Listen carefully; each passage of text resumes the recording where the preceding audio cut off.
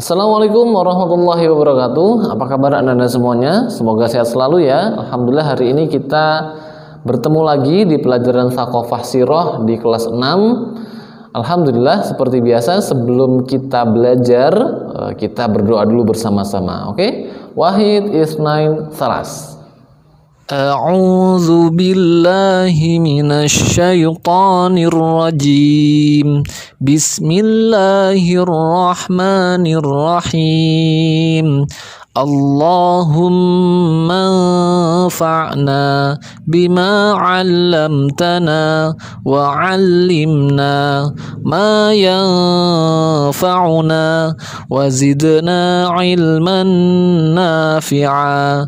Rabbi zidna 'ilma warzuqna fahma birahmatika ya arhamar rahimin.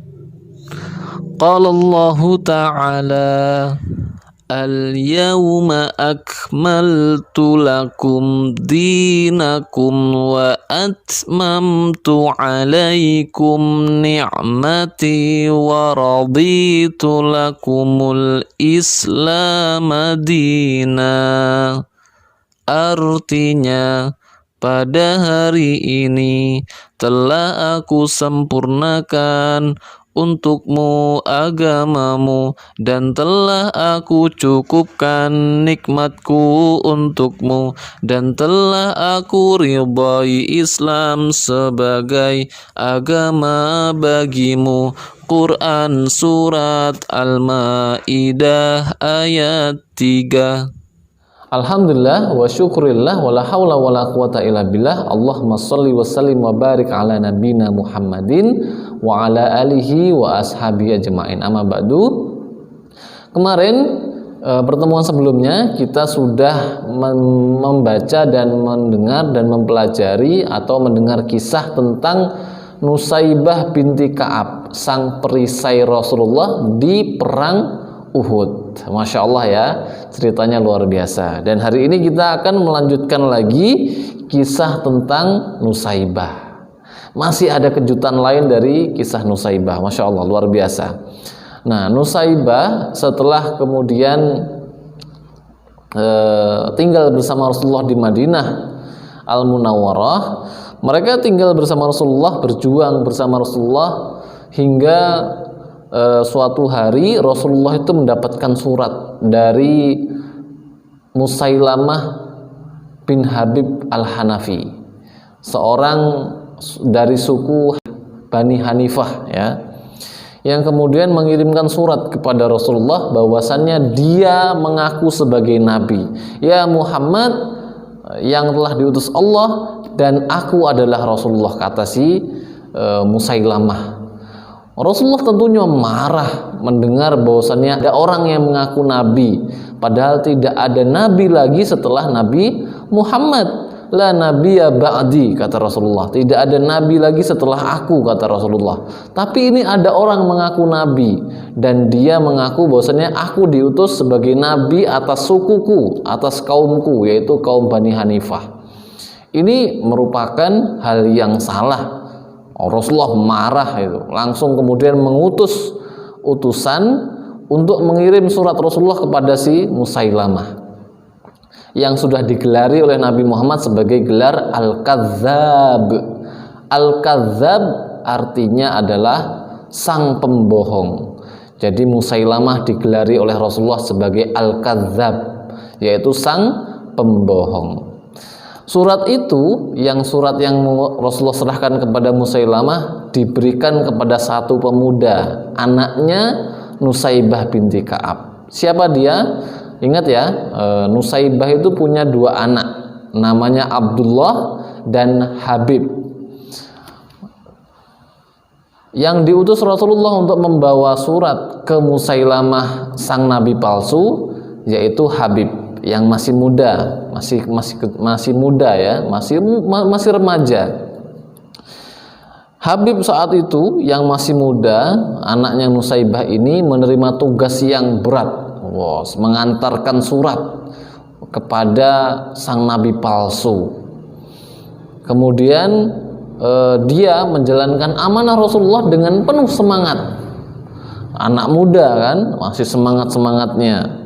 Dia sampaikan surat yang Rasulullah perintahkan itu kepada Musailamah Al-Kadzab di Najd, di tempatnya, di rumahnya ya. Nah, kemudian Musailamah membuka surat itu, kemudian marahlah dia karena dia dianggap pembohong. Wah, marah. Karena marah, Musailamah mengutus pengawalnya untuk menangkap si Habib, menangkap anaknya Nusaibah itu. Diikat dia, kemudian ditaruh di tempat yang ramai, di pengikutnya Musailamah yang mengakui dia sebagai nabi, padahal dia nabi palsu. Kemudian Habib ini diuji dengan ujian yang sangat berat. Habib ini kemudian diancam, apakah engkau mengakui Muhammad sebagai Rasulullah? Kata Habib, iya. Ditanya begitu. Kemudian ditanya lagi ke Habib, apakah engkau mengakui aku sebagai Rasulullah? Kata Habib, aku tuli, aku tidak mendengar yang seperti itu. Ketika dia disuruh untuk mengakui Musailamah sebagai Rasulullah, dia menolak dengan tegas. Dia mengatakan, aku tidak pernah mendengar yang seperti itu. Lalu Habib disiksa. Dan yang paling parah adalah dia dipotong-potong, dimutilasi. Naudzubillah, ya Allah, kasihan betul. Kakinya dipotong sedikit demi sedikit. Kemudian ditanya lagi, kamu mengakui Muhammad sebagai Rasulullah? Iya, kata si Habib. Kemudian Musailamah bertanya lagi, apakah kamu juga mengakui saya sebagai Rasulullah? Tidak, aku tidak mendengar yang seperti itu. Dipotong lagi kakinya, dipotong terus sampai, dan berkali-kali ditanyain seperti itu, sampai kemudian terpotong-potonglah dia menjadi beberapa bagian yang sangat banyak, yang kemudian dia meninggal syahid saat itu juga. Innalillahi wa inna ilaihi raji'un. Meninggallah anaknya Nusaibah binti Ka'ab syahid di tangan nabi palsu Musailamah Al-Kadzab. Semoga Allah melaknat Musailamah. Berita tentang meninggalnya Habib sampai kepada ibunya, yaitu Nusaibah binti Ka'ab.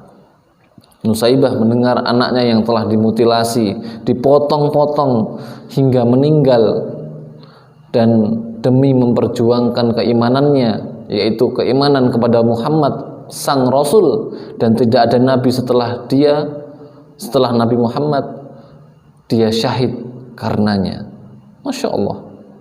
Maka sungguh kemuliaan bagi keluarga Nusaibah, yang kemudian Rasulullah juga pernah berdoa, ya Allah, jadikanlah mereka, keluarganya Nusaibah, sebagai teman-temanku di surga. Maka sungguh Habib bin Zaid, anaknya Nusaibah, telah menemui Allah dengan senyuman yang lebar. Dia nanti kelak akan bersama Rasulullah di surga. Masya Allah, luar biasa. Nusaibah bangga kepada anaknya. Dia mendengar kematian Habib anaknya, sedih, memang sedih, merasuki tubuhnya, merasuki dirinya. Tetapi kebanggaannya kepada anaknya itu melebihi kesedihannya. Dia bangga anaknya mati sebagai syahid. Dia bangga anaknya mati dalam keadaan ketaatan kepada Allah Subhanahu wa taala, bahkan membela agamanya, membela Rasulnya yang telah dia sumpah setiai di Bukit Aqabah bersama Nusaibah dulu, bersama 75 orang yang lainnya. Di Bukit Aqabah, di kejadian Baiat Aqabah kedua.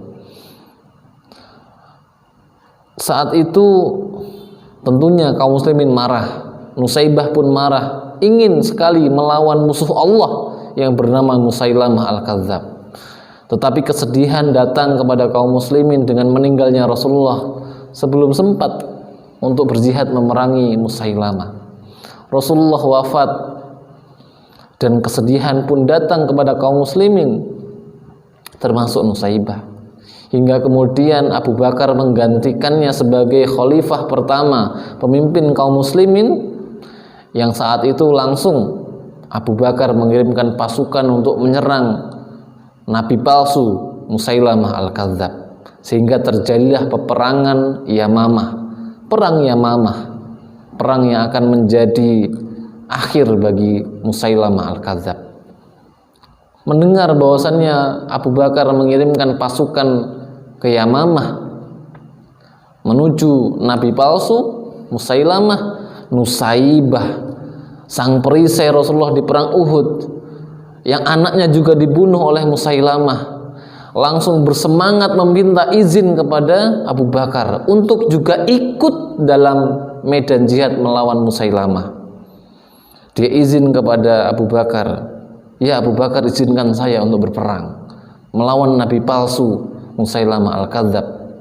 Lalu kemudian Abu Bakar menjawab, "Sungguh kami telah menyaksikan pengorbananmu di medan jihad, maka keluarlah untuk berjihad dengan menyebut nama Allah." Abu Bakar tidak ragu-ragu mengizinkan seorang singa betina yang luar biasa, yaitu Mujahidah Nusaibah binti Ka'ab, perisai Rasulullah di perang Uhud, yang berangkat bersama anaknya yang lain yaitu Abdullah. Nusaibah berangkat dengan semangat membela agama Allah, membela Rasulullah, menghancurkan musuh-musuh Allah bersama anaknya Abdullah dan pasukan kaum muslimin semuanya. Pasukan kaum muslimin datang menyerang, berperang melawan pasukannya Musailamah Al-Kadzab yang jumlahnya begitu banyak, 40.000, bahkan sampai ada yang mengatakan 100.000, jumlah yang sangat timpang saat itu. Tapi kaum muslimin yakin kemenangan ada pada ketakwaannya kepada Allah Subhanahu wa taala. Kemenangan ada pada orang-orang yang bertakwa. Mereka berperang, termasuk Nusaibah binti Ka'ab berperang gagah berani melewati beberapa musuh dan mencari mana musuh Allah, mana musuh Allah, mana musuh Allah. Kemudian dia melihat bahwasannya Musailamah telah terjerembab, jatuh, mati di tangan kaum muslimin. Alhamdulillah dia bersyukur kepada Allah dengan matinya musuh Allah Musailamah Al-Kadzab. Walaupun dia harus kehilangan satu tangannya dan kehilangan putranya lagi Abdullah yang syahid juga di perang Yamamah, dan luka-luka yang banyak yang ada di sekujur tubuhnya, tapi dia bersyukur kepada Allah karena Allah telah memuliakan dirinya, memuliakan anak-anaknya sebagai syuhada yang kelak di akhirat akan bersama Rasulullah Muhammad sallallahu alaihi wasallam. Masya Allah, luar biasa. Inilah kisah Nusaibah binti Ka'ab yang kemudian setelah beberapa tahun dari peperangan Yamamah, Allah mengambil nyawanya, Allah mewafatkan dia dalam keadaan yang tenang, dan di akhirat Allah jaminkan dia akan bersama Rasulullah di surganya Allah Subhanahu wa taala. Inilah kisah akhir dari Nusaibah binti Ka'ab, sang perisai Rasulullah, wanita mulia, mujahidah yang sangat luar biasa. Dari kisah ini kita belajar bahwasannya seorang muslim haruslah memiliki keimanan dan jiwa yang kuat. Sebagaimana kuatnya Nusaibah mendapatkan berita kematian anaknya, dia tegar. Kemudian iman yang kuat sehingga dia membela agama Allah, melawan musuh-musuh Allah tanpa gentar. Nusaibah binti Ka'ab adalah contoh yang baik sekali bagi kita semua. Yang kedua, membela agama Allah, membela Allah dan Rasulnya adalah hal yang paling utama bagi setiap muslim, termasuk kita, mau wanita, mau laki-laki, semuanya wajib membela agama Allah semampu kita, sekuat kita. Jadi bukan hanya kewajiban laki-laki saja untuk membela agama Allah, tapi semua kaum muslimin, baik yang laki-laki maupun yang perempuan. Nusaibah mencontohkan bagaimana seorang perempuan juga membela agama Allah Subhanahu wa taala. Yang ketiga, sebagai wanita tidak ada alasan untuk tidak berjuang untuk agama Allah Subhanahu wa taala. Nusaibah adalah wanita, tapi dia berhasil menjadikan dirinya sebagai wanita yang tangguh berjihad di jalan Allah tanpa takut terhadap musuh-musuh Allah. Maka antum sebagai akhwat, sebagai perempuan, sebagai wanita juga harus punya jiwa yang kuat membela agama Allah sekuat tenaga kita. Dan antum sebagai yang laki-laki malu harusnya jikalau kita masih malas-malasan untuk belajar, untuk membela agama Allah. Maka hari ini kita nggak harus berperang seperti Nusaibah yang harus kehilangan tangannya berdarah-darah, enggak. Hari ini kita cukup untuk belajar terus, hafalin Quran dan menyebarkan agama Islam. Karena para sahabat sejatinya mereka ingin Islam itu diterapkan di seluruh bumi, menyebarkan Islam kepada seluruh manusia. Maka kita emban tugas itu dan harus semangat untuk terus belajar supaya kita paham Islam dan kita bisa menyebarkan Islam ini kepada seluruh manusia, meneruskan perjuangan para sahabat, termasuk Nusaibah binti Ka'ab. Wallahu a'lam bishawab. Semangat semuanya.